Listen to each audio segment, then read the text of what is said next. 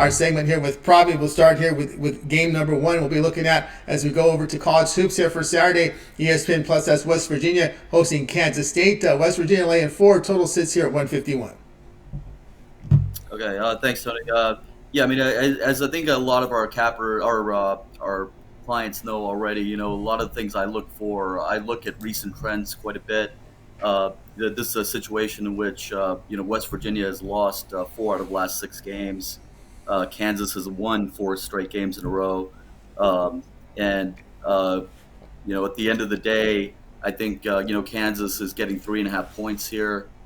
These teams played overtime earlier this year, and with Kansas coming out ahead in that game, I would not be shocked to see overtime again in this game. But getting the 4 points here, I think would be very comforting. Down to the last 5 minutes or so. So I would take the Wildcats plus the 4. All right, Pravy here says go ahead and take Kansas State here plus 4 here against West Virginia. Of course, this West Virginia team, you kind of look at some of these bubbles, these brackets, and it's interesting how poor West Virginia's records in. But some of these bracketologists had West Virginia vying for a spot in the NCAA tournament. What do you think about some of these teams with losing records in conference? Well, I think West Virginia is one of those teams that gets probably too much credit for the home court.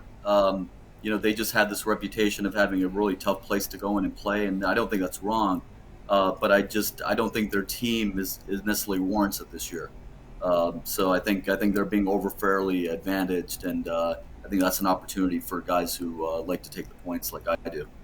There you go. Pravy here with Kansas State plus the 4 against West Virginia. This one will have a start time here of 2 p.m. Eastern time. Or let's continue here on with our segment here with Pravy Sambamurti. Find him over at tonyspace.com and get signed up for one of those long-term